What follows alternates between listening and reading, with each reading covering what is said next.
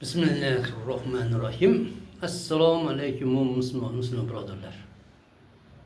Mana bu YouTube'da ko'rib qoldim. Bitta uchastkovoy milisani qamab qo'yishibdi. Bular 15 yil 1 oy beribdi. Nima qilganimish? Bir haligi yosh ketmagan qiz bilan shunaqa zo'rlab emas endi nima qildi endi shunaqa qilibdi. Aloqa qilib qo'yibdi. Qarang. 15 yil 1 oy bo'ldi. Men o'sha odamni qamalganiga shu rost bo'lganmi, yolg'on bo'lganmi o'ylab o'tirmayman. Sababi o'sha Melisa o'zi. Shu 15 yil emas, bir umrga qamalib yuborsa ham bo'ladi. Hamma Melisani, hamma prokurorni, hamma sudni, hamma amaldorlarni hech tekshirib o'tirmasdan, hech uyatmasdan, qo'rqmasdan shu olib kelib qamab qo'ysa bo'ladi. Hammasi shu iflos bo'lib ketganda, xudovur bo'lgan bulardi.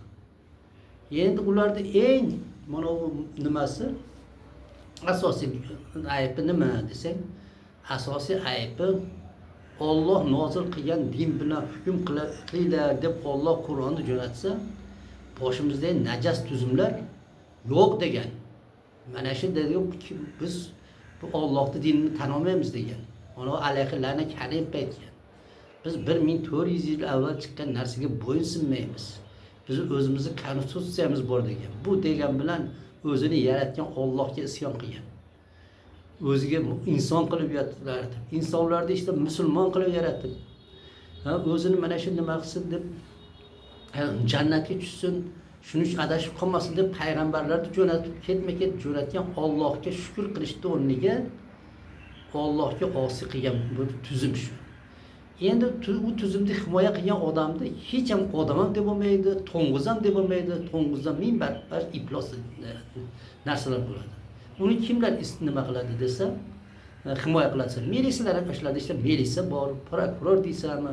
Endi hozir men Melisa to'g'risida gapirsak, bitta Melisani olaylik. O'sha Melisalar Allohning dinini o'rgatayotgan uylarda qidirib topib, o'shalarni ushlab olib kelib qamayapti. Ularda haligi ichkariga olib kirib shunaqa ezib uryapti, o'lib qolyapti. Ustidan qaynoq suv qo'yib o'ldirib, qiynab azoblab o'ldirishyapti. Turmani to'lg'azib yuborishgan. Mana shu hukumat shuni qilyapti. Endi kimdir shu hukumatga shuni agar qilma deydigan bo'lsa, shu melisalarni jo'natadi. Yo ana u quturib qopti, olib kel deb. Olib borib ichkariga olib kirib urib o'ldirishib, keyin o'lib qopti deb turib chiqarib qo'yadi. Hech qaysi bir jazolanmaydi. Mana ko'rdinglar, nechta o'liklar chiqdi. Bitta yosh bola $10 narsa o'g'irlagan ekan. Kechqurun kirib ertaman o'ligi chiqib keldi. Nimaga bunaqa desang, bu tuzum hammasi iflos. Mana shu ularda işte ba'zi birlari qamalgan, yana ham qamalmagan ham. Mana shu Melisa o'zi 15 yil emas, bir 20-35 yilgacha nima qamasang ham nima deb qo'yadi, haqqing qoladigan bo'ladi bular. Melisa degan birinchi qilgan ishi eng katta. Melisa deymizmi, amaldor deymizmi? Ular Allohning dinini inkor qilganlar. Allohning dinini oliy qilaman deganlarga qarshi kurashayotganlar. Allohning la'natiga qo'yganlar. Endi u mana shu Melisa qamalib qolibdimi? Endi boshqasi qamabdi uni. Bu yerda ikkita it urishib ketib, bittasini yengib qo'yibdi xolos. Endi va bechora anavi nima yutkizib qo'ygan it yaxshi desak biz ahmoq bo'lamiz. U ham buni o'ldirib nima qo'lda kelsa uni yo'q qilardi. Sababi bu yovuzlar. Bular eng muhimi Allohning diniga qarshi chiqqanlar. O'zingizlar o'ylab ko'ringlarchi. Alloh Qur'onni nimaga tushirdi yerga? Nima uchun biz payg'ambarlarni jo'natdi? O'sha bizga zarur uchun. Masalan, hozir kimdir hammamizni bir yer yuzida mana atmosfera shunday yetarli bo'lib turadi.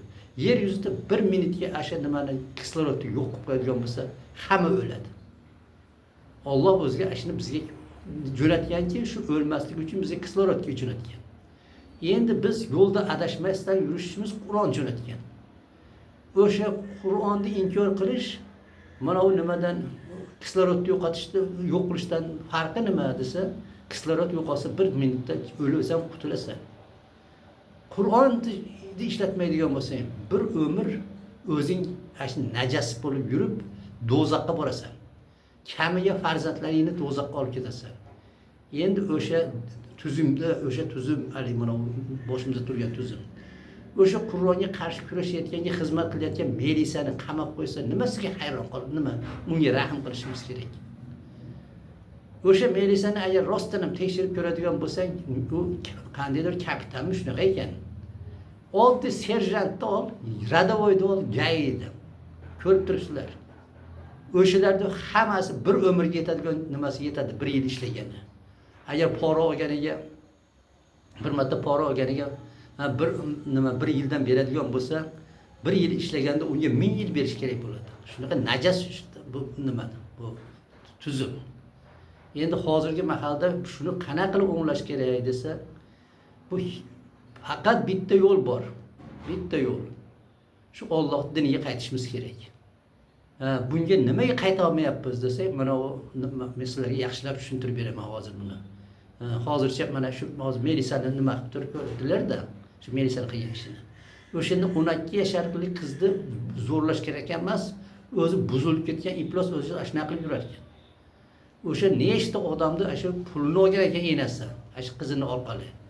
Endi mana bu odamlarni ham Allohdan qo'rqmaydigan bo'lgani uchun shunaqa zinoga borishgan. O'shalarda rosa pulni shilib yurgan ekan. Endi o'sha yerda sud qilayotganda o'sha bitta Melisani ushlayapti. Nimaga? Boshqalarchi? U qiz o'sha bitta Melisa bilan nima qilgan emas, bunaqa bo'lgan emas. Bu qiz necha 14 ga kelibdi, 2 yildan beri shunaqa qilib yurar ekan. Bu bir 200 dan ortiq odam bilan shunaqa aloqa qilgan. O'shalarni enasi pulini olib yurgan. O'shanga Melisalar yordam berib yurgan. Hozirgi mahalda yana shuni bilib olinglarki, bizni buzishga shunaqa qattiq harakat bo'lyapti. Buzish olmayapti. Shuning uchun pivo festivalini chiqardi. Hali ko'piyitib chiqardi. Yana boshqa narsalar chiqaryapti. Konsert deb masxara ovozlar chiqib turib, endi to'shakni ichidagini hammasini sahnaga ko'tarib chiqyapti. Endi mana bu nimani prezidentning oilasini qaranglar. Ayollari, hali baytallar, qanjiqlar desam, shunaqa yarim yalang'och boshqa bo'lishib, bular yurishibdi. O'shalarga qaranglarda Allohning buyrug'i qanaqa edi ayollarga. O'sha prezidentning oilasi o'z birinchi navbatda. O'sha Allohga qarshi chiqyapti. Seni Qur'oning bizga bu nima emas. Bu nima deb qo'yadi? Nima yo'l boshi emas. Mana o'zimizni konstitutsiyamizda o'sha konstitutsiya bilan chiqarib, shuni nima qildi? Shunaqa hamma yo'qda xarob qildi. Bu nimaga bunday qilyapti desa, mana biz musulmonlar iymonimiz butun bo'lsa, Qur'on bilan yashaydigan bo'lsak, butun dunyoga biz hokim bo'lamiz va ustoz bo'lamiz. Bu kofirlarga yoqmaydi. O'shaning uchun eplab mana nimani xalifalikda ag'darishdi. Endi boshimizga o'zlarini qanaqa nimalarini itlarni olib kelib qo'ydi. Prezident ularga prezident deb at qo'yib qo'ydi. Hali itlarda har xil nom bo'ladi-da. Bittasini prezident deb qo'ygan, endi bularda ham itlarning nomiga o'xshab bittasini yurtboshi deb qo'ygan, bittasini premyer ministr deydimi, yana balo batbol deydimi, lekin o'sha yahudni itlari boshimizda turibdi.